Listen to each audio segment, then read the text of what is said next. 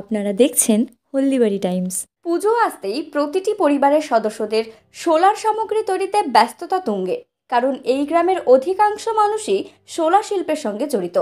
তাদের মূল পেশা কৃষিকাজ হলেও পুজোর 2 মাস আগে থেকেই তারা ব্যস্ত হয়ে পড়েন সোলার সামগ্রী তৈরিতে। জলপাইগুড়ি জেলার সদর ব্লকের মালিপাড়ায় পৌঁছে এমনটাই লক্ষ্য করা গেল। সোলার তৈরি সামগ্রী বিক্রি হলে তবেই মিলবে পরিবারের সদস্যদের জন্য পুজোর নতুন জামাকাপড়। জলপাইগুড়ি সদর ব্লকের মালিপাড়ায় রয়েছেন প্রায় 50টি পরিবার। সারা বছর কৃষিকাজের সঙ্গে যুক্ত থাকলেও পুজোর আগে তারা মেতে ওঠে পূর্বজ ব্যবসা নিয়ে। পুজোর 2 মাস আগে থাকতে শুরু হয় সোলার খোঁজ। এদের ব্যবসায় যে মূল উপকরণ সোলা, আর সোলার তৈরি অলংকার দিয়েই সেজে উঠবে দেবী দুর্গা। বর্তমানে বাড়ির পুরুষ মহিলা এমনকি বাড়ির ছোট সদস্যরা নিরলসভাবে কাজ করে চলছে। মূল উপকরণ সোলা জোগাড় করা হয় বিভিন্ন নদী জলাশয় থেকে। সেই সোলা এনে শুকিয়ে অলংকার তৈরির উপযোগী করা হয়।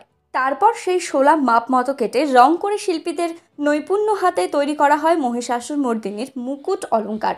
এছাড়াও মালা ও কদম ফুল। শিল্পীদের তৈরি সেই কারুকার্য কয়েক হাত ঘুরে পৌঁছয় বাজারে। সেই তুলনায় মেলে না যথেষ্ট পারিশ্রমিক, তাই মুখ ভার তাদের। তারা চায় যাতে তাদের হাতে তৈরি সেই সুদৃশ্য জিনিস সরাসরি বাজারজাত করার ব্যবস্থা করুক সরকার।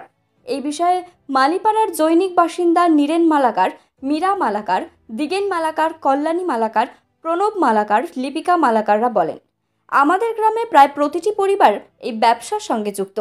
বংশ পরম্পরায় এই ব্যবসা করে আসছি। বাড়ির সকলে হাত মেলায় এই কাজে। আমাদের তৈরি সোলার শিল্পকর্ম স্থানীয় বাজারে ছাড়াও জলপাইগুড়ি, হলদিবাড়ি, শিলিগুড়ি বাজারে বিক্রি হয়।